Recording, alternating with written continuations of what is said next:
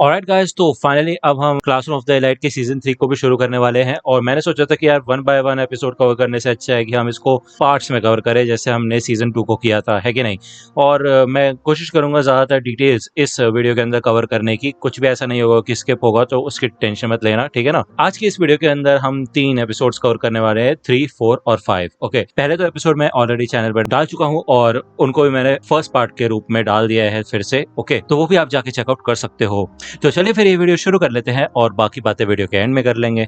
Episode की शुरुआत में यहाँ पे हमें इचिनोसे की आवाज सुनाई दी जाती है, ठीक है। और वो हमें यही बताते हैं कि उसने अपने आप को आज तक कभी भी एक अच्छा इंसान या फिर बुरा इंसान नहीं माना। जब से वो स्कूल के अंदर आई है, उसने कसम खाई थी कि वो हर सिचुएशन का एकदम अच्छे से सामना करेगी। वही दूसरी ओर हमें यहाँ पे स्टूडेंट काउंसिल रूम का सीन दिखाया जाता है और साकाया नागी इधर नागुमो से मिलने के लिए आई होती है। अब नागुमो यहाँ पे अपनी थोड़ी बहुत बकवास करता है। वो यही कहता है कि अब मैं प्रेसिडेंट बन चुका हूँ, तो इस रूम की क्या जरूरत है, मैं जहाँ पे जाऊंगा वो रूम स्टूडेंट काउंसिल रूम बन सकता है कि नहीं। तो इस रूम को हम कैरियोके बॉक्स की तरह इस्तेमाल नहीं कर सकते क्या। लेकिन साकाया नागी अपने मोटिव्स शेयर करने आई होती है नागुमो के पास और बताती है कि मैं आपसे इचिनोसे होनामी के बारे में बात करने आई हूँ। मैं उसके ऊपर एक अटैक करने वाली हूँ जिससे कि उसको स्कूल से बाहर निकाल दिया जाए। तो नागुमो कहता है कि मैंने तुम्हें कहा था कि बुलिंग होनी चाहिए लेकिन उसकी लिमिट नहीं बढ़नी चाहिए, ठीक है ना। और वैसे इचिनोसे को तो मैंने अपने लिए बचा के रखा था। तो साकाया नागी कहती है कि वैसे हमेशा सरप्राइज के लिए रेडी रहना चाहिए, है कि नहीं। इसका मतलब यह है कि भाई वो नागुमो की भी बात नहीं मानेगी और फिर भी वो इचिनोसे के ऊपर अटैक करेगी। जब यहाँ पे आयानोगुची क्लास के अंदर आता है तो यहाँ पे काफी हल्ला गुल्ला हो रहा होता है। तो पूछता है वो सुजुने से कि यहाँ पे चल क्या रहा है। तो सुजुने बताती है कि कारोइजावा ने हिराटा से ब्रेकअप कर लिया है, इसी वजह से पूरी क्लास भाई पागल हो रखी होती है, ठीक है ना। जब यहाँ पे हिराटा आता है यामागुची उससे पूछते हैं कि भाई ये कैसे होगा, क्या चल क्या रहा है। तो वो जब हिराटा को छेड़ने की कोशिश करता है तो सूडो उसको खींच के पीछे ले जाता है। तभी यहाँ पे साकाया नागी आती है और वो आके कहती है कि क्या यहाँ पे यामागुची है, मैं उससे जरा बात करना चाहती हूँ। तो इके और सूडो दोनों के दोनों यामागुची को छोड़ देते हैं और शौक हो जाते हैं कि भाई ये यहाँ पे क्या कर रही है।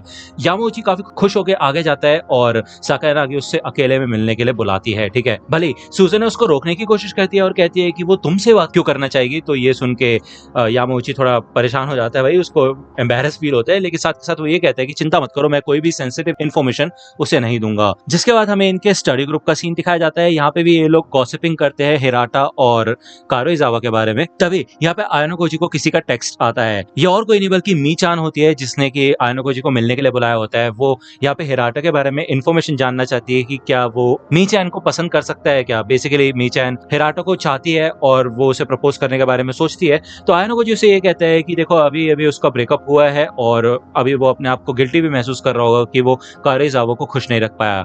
और जितना मैं उसको जानता हूँ वो दिल का एक काफी अच्छा इंसान है, तो वो एकदम से किसी रिलेशनशिप में नहीं आएगा। तो अगर तुम अभी उसको जाके प्रपोज करोगी तो चांसेस है कि वो तुम्हें रिजेक्ट कर दे। तो मी-चान यहाँ पे समझ जाती है और कहती है ठीक है, फिर इसका मतलब हमें नाइस एंड स्लो प्ले करना होगा। तभी यहाँ पे एक बंदी आती है हियोरी, और हियोरी वो लड़की है जिससे आयानोगुची लाइब्रेरी में मिल चुका है। वो यहाँ पे इन लोगों को ज्वाइन करने के लिए जब बोलती है तो आयानोगुची स्मार्टली टॉपिक चेंज कर देता है, जिसको देख के मी-चान समझ जाती है कि क्यों हिराटा आयानोगुची के ऊपर डिपेंड करता है। और ऐसा इसलिए है क्योंकि आयानोगुची से इजीली बात की जा सकती है और वो ट्रस्टवर्दी है। ओके, उसी रात को सुजुने आयानोगुची को मिलने के लिए बुलाती है और वो बताती है कि आजकल तुमने सुना है अजीब अजीब रूमर्स फैल रहे हैं इचिनोसे के बारे में। तो मैं ये सारी बात ईमेल में नहीं बता सकती थी, इसलिए मैंने तुम्हें यहाँ पे मिलने के लिए बुलाया। तो उसने एक चिट के अंदर सब कुछ लिख दिया होता है और आयानोगुची इन सबको पढ़ने के बाद ये कहता है कि हो सकता है ना किसी ने जेलसी में आके ये सब किया हो। तो सुजुने बताती है कि उसकी सोर्सेज के हिसाब से ये रूमर्स क्लास ए की तरफ से आया है, यानी कि साकाया नागी इन सब के पीछे है। ओके, भले इचिनोसे ने अभी तक इन रूमर्स के बारे में कुछ भी नहीं कहा है, लेकिन अब आयानोगुची यही कहता है हम इस समय कुछ नहीं कर सकते, हमें बस वेट करना होगा और देखना होगा। नहीं तो अगर हमने थोड़ी सी भी गलती की तो इचिनोसे हमारी ही दुश्मन बन सकती है। वही दूसरी ओर सुजुने जब घर जाती है नहाती वगैरह तो वो सोचती है कि अगर उसकी जगह उसका भाई होता तो वो क्या करती। तो इसी वजह से वो आयानोगुची साथ के साथ इचिनोसे दोनों को अपने रूम में बुला लेती है बात करने के लिए।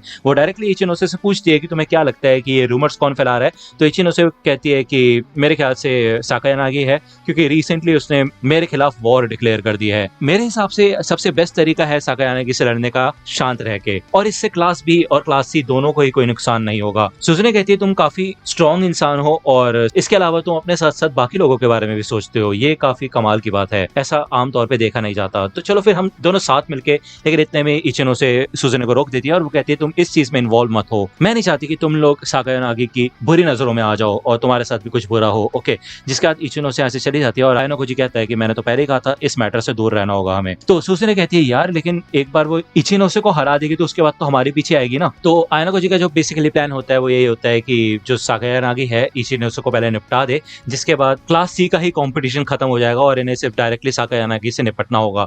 ये देख के सुजुने कहते हैं कितने कोल्ड हार्टेड हो यार तुम्हें कोई फर्क नहीं पड़ता कि इचिनोसे के साथ क्या होगा। तो इसके बाद आयनोकोजी भी यहाँ से निकल जाता है। तो वो देखता है कि रूम के बाहर ही खड़ी होती है इचिनोसे, वो अभी तक घर नहीं गई होती और वो कहती है कि क्या मैं तुमसे 1 मिनट के लिए बात कर सकती हूँ। वो बताती है कि मुझे पता है कि तुम लोगों को मेरी चिंता हो रही है, लेकिन मैं अपनी तरीके से ये सारी चीजें डील कर रही हूँ और मैं माफी मांगती हूँ तुमसे। तो आयनोकोजी कहते हैं क्या तुम अपने बाकी क्लासमेट को भी ऐसे संभाल रही हो माफी मांग के? तो वो कहती है हाँ। जिसके बाद यहाँ से इचिनोसे चली जाती है और आयनोकोजी जब घर आता है तो उसे किसी अननोन इंसान का फोन आता है और वो बस आयनोकोजी का नाम लेके फोन काट देता है।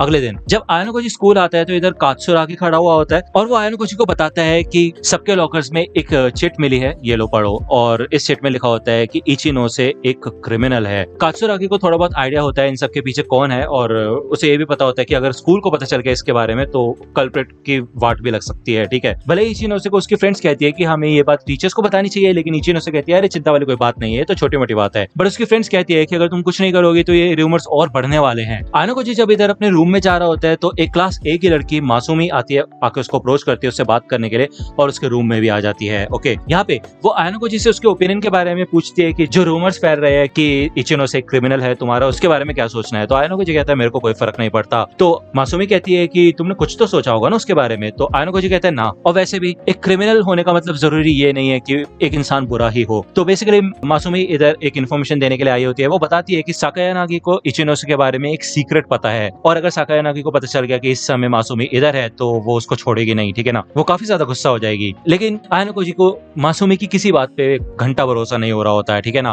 फिर भी यहाँ पे मासूमी बताती है कि क्यों साकायानागी उसके ऊपर इतना भरोसा करती है। तो ये बात है फर्स्ट ईयर की, मतलब एंट्रेंस सेरेमनी की। तो मासूमी एक शॉप से बाहर निकलती है और थोड़ा आगे आने के बाद साकायानागी उसे रोक लेती है और वो कहती है कि तुमने शॉप लिफ्ट किया, क्यों, है ना। शॉप लिफ्ट मतलब होता है किसी दुकान से सामान चुराना। ओके, यहाँ पे मासूमी ने एक बियर चुराई होती है और वो ये बियर साकायानागी को ही दे देती है। साकायानागी यहाँ पे कुछ इन्फॉर्मेशन गैदर करती है, वो पूछती है कि तुमने क्यों किया, किस लिए किया, फलाना ठिकाना।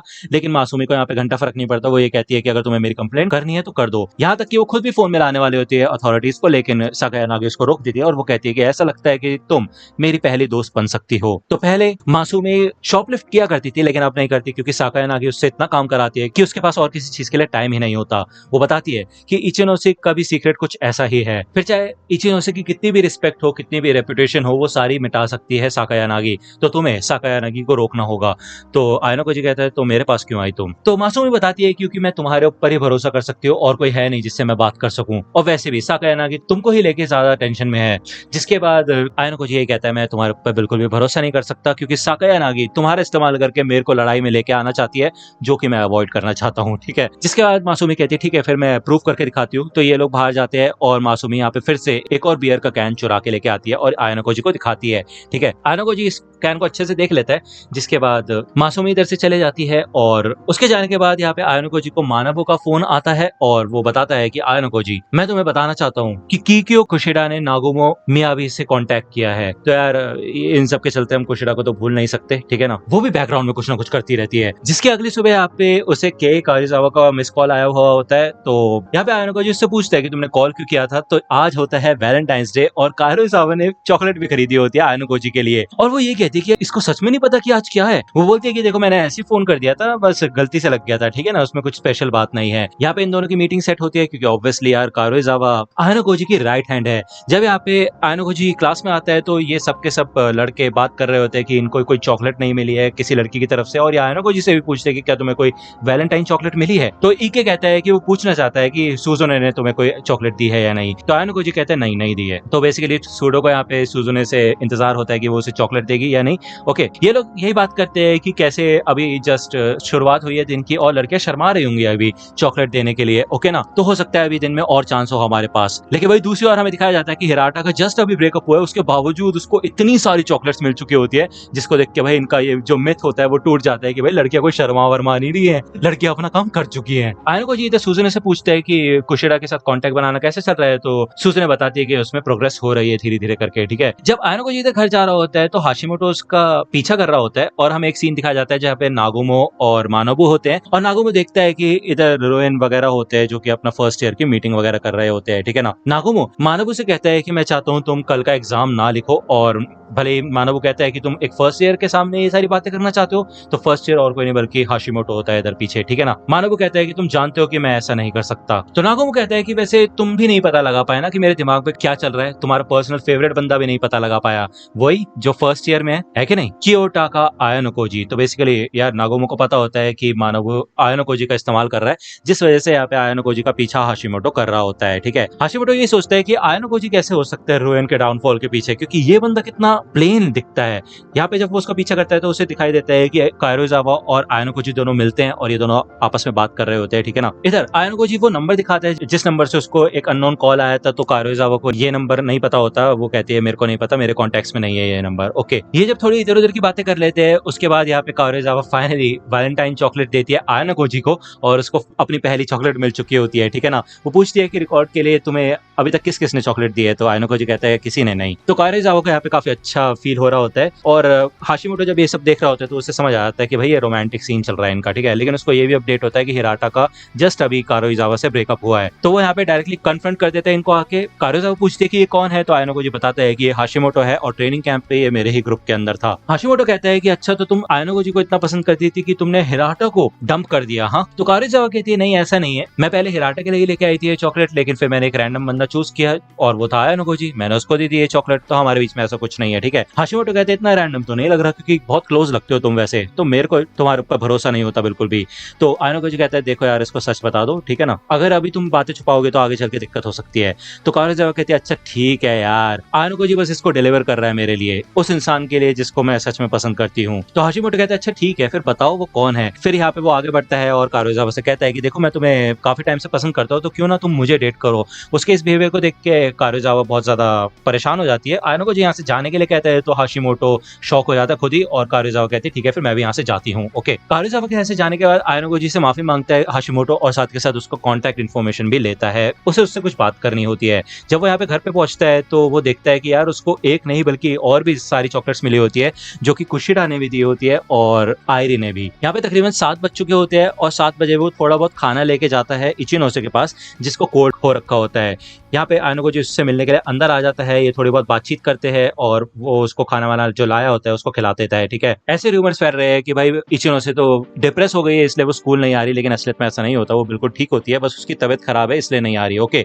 जब अगली सुबह यहाँ पे आयानोकोजी पहुंचता है तो हमें दिखाया जाता है कि सबके फोन पे अलग अलग रूमर्स फैल चुके होते हैं, जैसे कि आयानोकोजी का क्रश है कायरोजावा के ऊपर, रियोटारो को मोटी लड़कियां पसंद है, शिनोहारा एक प्रोस्टिट्यूट हुआ करती थी मिडिल स्कूल में, और ऐसे घटिया घटिया रूमर्स फैल गए होते हैं हर एक इंसान के बारे में, जिस वजह से ये पूरा केओस मच चुका होता है। और इस पूरे केओस में भाई यामाउची पागलों की तरह एक्ट कर रहा होता है। वो कहता है कि हे क्या सच में ऐसा है, वो सबको छेड़ छेड़ के पूछता है, जिसको देख के भाई लोगों को गुस्सा भी आने लग जाता है, ठीक है। यहाँ पे इके यामाउची को रोकने की कोशिश करता है, और इस मोमेंट पे तो यार मेरे को भी यामाउची के ऊपर काफी गुस्सा आता है कि मतलब तुम एक क्लासमेट हो और उसके बाद भी तुम अपने ही क्लासमेट के बारे में ऐसा कैसे बोल सकते हो। और सुजन ये सब देख के बोलती है कि अभी जस्ट थोड़ी टाइम पहले तो हमारे अंदर यूनिटी आई थी और अब ये हो गया। इन रूमर्स के फैलने के बाद ये सबके सब लोग भाई इकट्ठा होते हैं यहाँ पे, खास करके एल्बर्ट और इशिजाकी जो कि क्लास डी में हो गए होते हैं अब, ठीक है। इनको पूरा यकीन होता है कि इन सब के पीछे हाशिमोटो है, ठीक है। तो क्लास सी के बंदे आकर उसको शांत करने की कोशिश करते हैं, ओके। आयानोकोजी कहता है कि वैसे मेरे को भी तुम्हारे ऊपर ही शक है हाशिमोटो। तो हाशिमोटो कहता है हाँ ऐसा होना ही चाहिए क्योंकि मैंने ही तुम्हें और कायरोजावा को सीक्रेट मीटिंग करते हुए देखा था, जिसको सुनकर तो भाई साकुरा शॉक हो जाती है, साथ के साथ उसकी ये जो साथ वाली ब्लू वाली बंदी होती है, ठीक है। तभी यहाँ पे बीच में ये लड़की आती है, यार ये लड़की कौन है भाई, ये तो मेरे को कभी दिखाई नहीं। ये यहाँ पे इन सबको शांत करने की कोशिश करती है और वो माफी मांगती है हाशिमोटो से भी। हाशिमोटो कहता है कि देखो इसमें कोई दिक्कत वाली बात नहीं है, बस ये है कि हमारे ऊपर बेफालतू के ब्लेम ना लगाए जाए, हमारी जिंदगी में पहले से ही वैसे बहुत दुख है। जिसके बाद ये मैटर यहाँ पे सॉल्व हो जाता है और इचिनो से काफी टाइम बाद स्कूल आई होती है, और इसे देख के साकायानागी भी थोड़ा सरप्राइज हो जाते हैं कि फाइनली वो स्कूल आ गई है। मासूमी कहती है कि हाँ क्योंकि फाइनल का टाइम आ चुका है, तो अब हमारा अगला मूव क्या होगा। हमें यहाँ पे आयानोकोजी के स्टडी ग्रुप का सीन दिखाया जाता है जिन्होंने काफी अच्छा खासा परफॉर्म किया होता है। तभी यहाँ पे इके आता है और वो बताता है कि जल्दी चलो, क्लास बी के अंदर क्लास ए के कुछ बंदे घुस के आ गए हैं। तो जब ये सब लोग यहाँ पे आते हैं तो हमें दिखाया जाता है कि साकायानागी हाशिमोटो और मासूमी के साथ आ गए होते क्लास बी के अंदर, और वो इन सब लोगों को यही बताती है कि तुम लोगों ने इचिनोसे के ऊपर अपना पूरा भरोसा दे रखा है, उसको अपने पॉइंट्स दे रखे हैं, तो मैं तुम लोगों को बचाने के लिए आई हूँ। तुमने तो सुना ही होगा उन रूमर्स के बारे में। तो ये लोग कहते हैं कि तुम्हारे फालतू रूमर्स से हमें कोई फर्क नहीं पड़ता।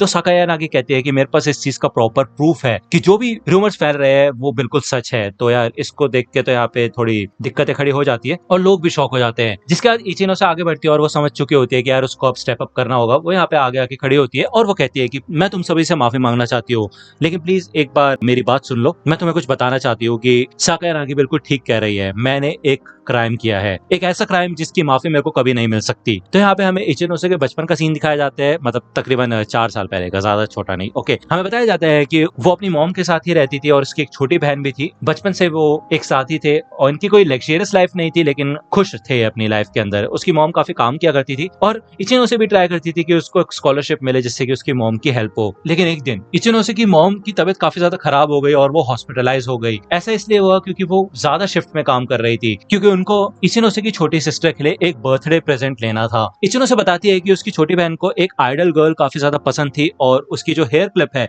वो खरीदने के लिए अवेलेबल थी। आज तक उसकी छोटी बहन ने कुछ भी नहीं मांगा था और उसने पहली चीज थी जो कि मांगी थी, जिस वजह से उसकी मॉम उसे मना नहीं कर सकी। इवन जब उसकी मॉम हॉस्पिटलाइज हो गई थी तब भी वो काफी कंटिन्यूअसली माफी मांगे जा रही थी कि वो इचिनोसे की सिस्टर को वो हेयर क्लिप नहीं दिला सकी। तो ये सब देख के इचिनोसे ने डिसाइड किया कि उसको कुछ करना होगा। यहाँ पे वो जाती है, पार्ट टाइम जॉब के लिए अप्लाई करने की कोशिश करती है, लेकिन एक मिडिल स्कूल स्टूडेंट को कोई भी पार्ट टाइम जॉब नहीं दे सकता। तो फाइनली वो शॉप के अंदर जाती है और वो देखती है कि ये हेयर क्लिप 32,000 येन की होती है और उसके पास सिर्फ 2,000 येन पड़े होते हैं। यहाँ पे ऑफर चल रहा होता है सेल का कि ये भाई लास्ट ऑफर है और लास्ट चांस टू बाय लिखा होता है यहाँ पे, जिसको देख के उसको कुछ समझ नहीं आता कि उसको क्या करना चाहिए क्या नहीं, और वो वही करती है जो उसको नहीं करना चाहिए था। वो इस क्लिप को उठा के चली जाती है यहाँ से, मतलब चोरी कर लेती है और अपनी सिस्टर को लाके दे देती है और बोल देती है उससे झूठ कि उसने अपनी किसी दोस्त से पैसे लिए। अपनी सिस्टर को खुश देख के वो काफी ज्यादा खुश होती है और उसके अंदर जो थोड़ा गिल्टीनेस था वो थोड़ा कम होता है, लेकिन पूरी तरह से छुपता नहीं है। जब उसकी मॉम ठीक हो गई तो उसकी छोटी सिस्टर एकदम से खुश होकर जाती है और अपनी मॉम को दिखाती है वो हेयर क्लिप, और उसकी मॉम देख के ही समझ जाती है कि इचिनोसे ने इस हेयर क्लिप को चोरी किया था।